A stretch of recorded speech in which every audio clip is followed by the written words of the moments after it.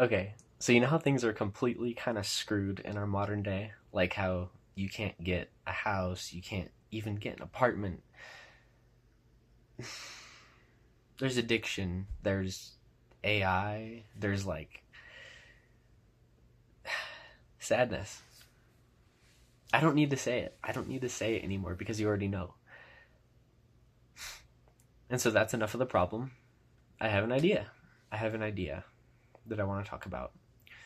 And this idea relates to land ownership, which I would consider to be the first step in building a good life that is stable and isn't chaotic necessarily. So, this is for those who want to live and love on a property that they have control and ownership over and can do meaningful work on. And they want to accomplish this life from the ground up and understand every part of it so that they can cultivate a life of wisdom, love, care, responsibility, sustainability, hard work, nature, and health. Health. The ideas I want to present can easily be thrown into some kind of political system or category like that. You know, like communism or something. I don't really care about isms or lumping things into those kinds of categories because the world is multivariant and complex. Things are different for a lot of different people. That's why some people aren't Christians and some people are, because things are simply different. That is like the fact of life. That is like the ultimate fact of life. If you acknowledge that life is real. Doesn't that sound weird? But it's true. It's true, but it sounds weird. I have little knowledge about capitalism and communism. I know the basics, right? But I don't care necessarily. I just care about doing the right thing. I care about presenting ideas that make sense based on lived experience and core values like ownership, love, responsibility, wisdom, care, hard work, nature, and health. The description will have the following: some resources for finding like-minded people, and the document project that I am putting together to build research on how to live comfortably and sustainably with riches that aren't based in money and sort of modern wealth, but the wealth of like living.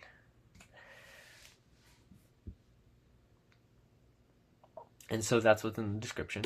And then there might also be another video which kind of like maybe explains an idea better. I don't know. I'm terrible at explaining things, but I want to try. I really want to try because I know that I have things to explain that need to get out there. So the first step is acquiring rights to unused earth, unused land. This is the hardest part. It could very well be the hardest part because I wrote a letter to a government institution. Tons of government institutions, actually. I've been emailing them all the time. I want them to hear me. And I've asked, does a government organization benefit financially from keeping the people dependent? It's a good question to ask. When you email government institutions, you don't get answers. It's really funny. They just kind of respond with like a script and a short kind of response. And it's like, if you want to learn more about our program, go here. And even if you kind of call them out directly in the email, they don't really listen. In my emails, I've been saying, do you actually care about the people? And they don't acknowledge that part. They simply just ignore it, which is interesting, right?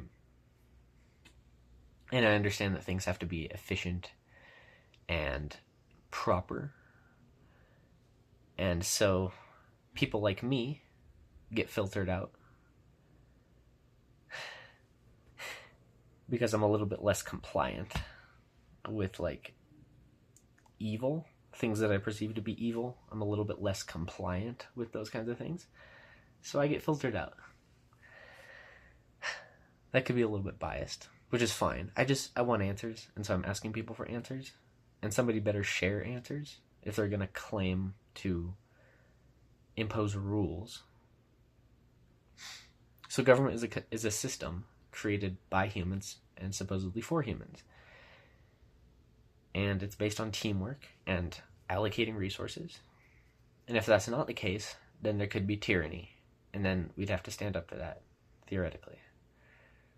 Not in a mean way, not in an illegal way, but like things need to be questioned, right? But these governments claim portions of the earth to be used as areas of reservation for like wildlife and stuff, and for parks and for people to enjoy, to make useful buildings to the public, useful things. That is the purpose of like what the government does, which is fine. That's good, I think. I have no real reason to believe that it's not good.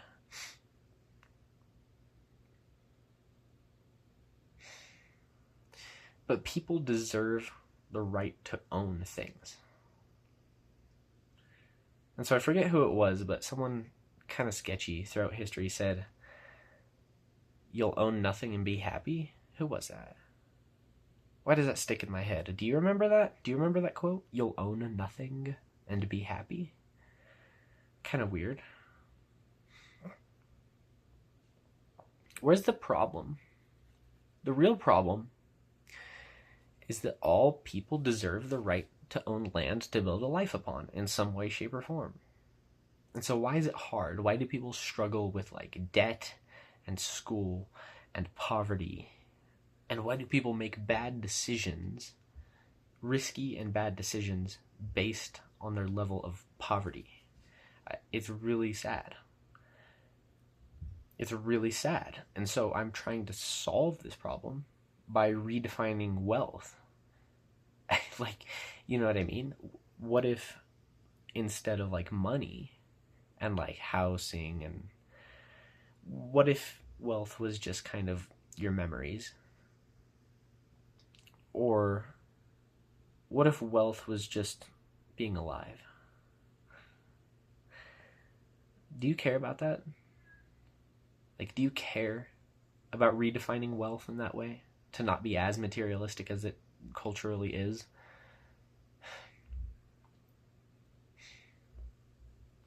I wrote something. It's a letter. It's a letter template to give to people who own land, but not just a small amount of land, an amount of land that's kind of like really big, right? So enough that you could comfortably assume that there is portions of that land that are unused. And I think unused land isn't the best thing in the world. Actually, it might be the best thing in the world. But here's the thing. I wrote this letter, and I've been sending this letter to everybody. Absolutely everybody who owns like a considerable portion of land in my local area, like up in the mountains mainly. I'm trying to target cheaper areas because then I'd have a higher chance of success. But I'm just going to run you through the letter to like share with you my madness, my wonderful madness, which could possibly save the world a little bit if it works. Dear property owner, I saw the land that you own while walking along your road, or I found it on the county assessor's map. You can find land and contact information for the landowner on the county map, by the way, in the United States. I think so, at least for my area, my county. Simply, I'd like to ask if I can buy a very small portion of unused land for, and by the way, I don't have the pricing very well, so I'm kind of making it, what do you say? Choosable. There's a better word for that. There's a better word for choosable, but like we can kind of decide on it as we need, right? But I don't want it to be over like $1,000 for, let's say, 30 by 30 feet. I want it to be very, very, very, very achievable for like human beings who just kind of like want to live, but they don't need like 2 acres. Like, who the fuck needs 2 acres if you just simply want to live? And so this is a minimalistic approach. But I want to buy $200 worth of land. So like maybe 30 by 30 feet. I don't know how to value it, but we could also value it dependent on like how much, what the owner is willing to do, right? So we're going to leave this agreement open to the owner of the land making a choice. And so, by the way, hold on, I need to slow down. So I'm writing this letter because I want to live on an owner's land, but I want to have rights to it too. And I want to make use of unused space. So that is the goal. My goal is simply to live and have a home that I can own for my partner and my other family, whoever's willing to fit into that small space. I don't need a whole lot. I don't. Especially with a big backyard. So there's this concept which my dad kind of told me about. It's having a big backyard. So we've always lived in an apartment, but down the street there was this long trail, and you could get lost in just totally wild earth, even though it was in the city. And it's like, you can have a small place of ownership, and then you can kind of go adventuring in the bigger forest, right? And so I'm perfectly fine with that. I do not yet see the need for a larger amount of land when it comes to like just maybe living with like a few people, a couple of people, or even just myself especially. I could probably fit into like 2 feet by 2 feet as long as I have ownership over it. Oh no, not that small, but I'm also willing to pay with work. And so this is the real important part. We're trying to get away from government oversight if it's not necessary, right? So that we don't have to rely on the government. And we're also trying to get away from money dependency, which is a good thing to do, right? I'm sure you'd agree. And so I'd also like to pay through work. And we can figure out what that means later on. It's just, if that idea on the surface interests you, then we can talk more about it. And so I'm willing to make an informal contract based on trust. Trust. Human trust, not necessarily government oversight.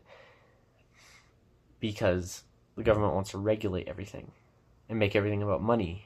Well, people want to make everything about money too, but that's why it's important to write a lot of letters, so that you can hopefully find someone who is like willing to step outside of the world of money for a minute. I don't know. That's very mean to say, but that's how it feels like it is.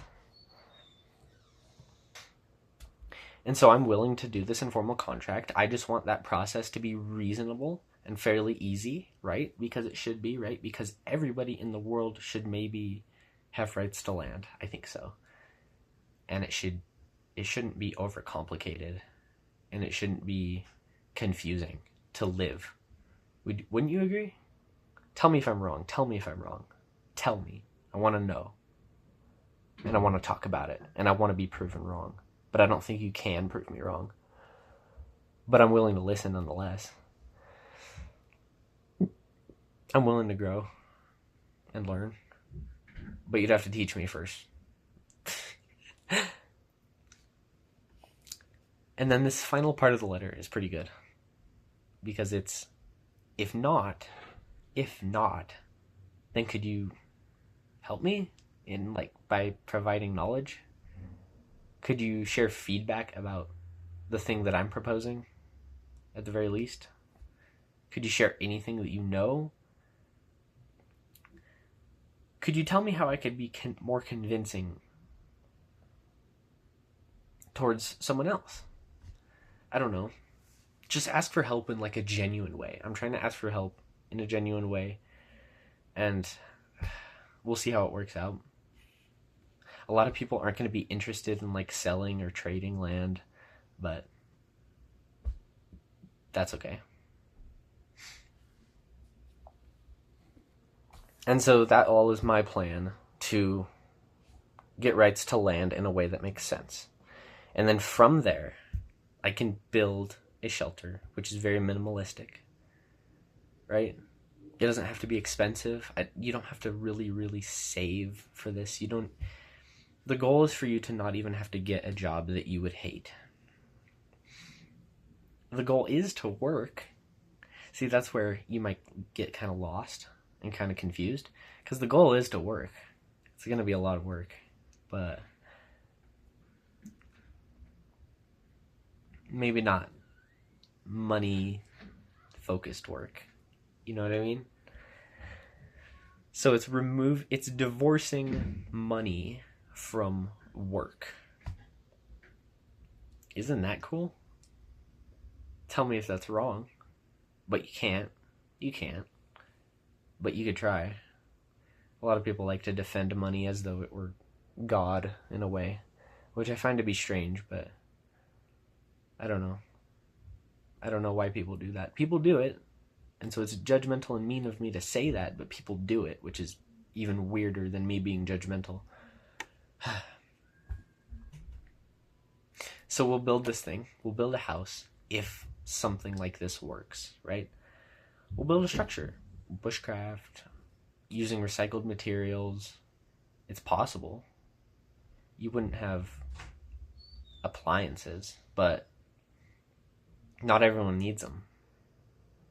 Especially if you're willing to work hard. So not everyone needs them. Not everyone needs like a sink. I mean, so the reason I know that not everyone needs a sink is because of the internet, right? You can watch videos of people who they have their own off-grid setups, right, for homesteading.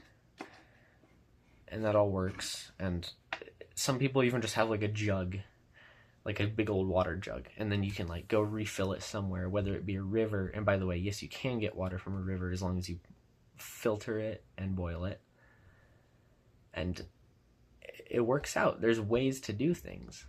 It is factually correct that there are more than one way to solve a problem. And so like it all comes down to like kind of common sense. Like you're born, you should be able to do whatever the hell you want, kind of, especially live, right? So, and then if you want to solve that problem, you can do so in more ways than one. And so that's what this is about. Like, and then I wrote this part to summarize living freely on your homestead.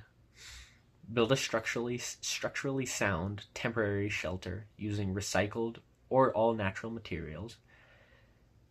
Think about what should be possible rather than what you know to be possible. Prepare. Learn and write everything you learn. Learn and write out everything that you learn and make it accessible for others, because why not? If it's good, might as well. Like if it's something educational. And then stay busy and happy. Stay busy and happy. And then come together and share values with other people. And try to find people who are kind of like you. So there is hope. There is hope. I just get frustrated with people because they don't see that there's hope. We can easily forgive a child for being afraid of the dark, but the real tragedy is when men are afraid of the light.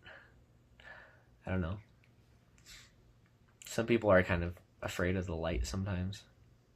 For me in my life, this is the light. It's something different than what we've been doing. Because some people need more and also less. I believe this is a good thing for a person to need. And so I'm going to work towards it. And I hope you care about that. But yeah.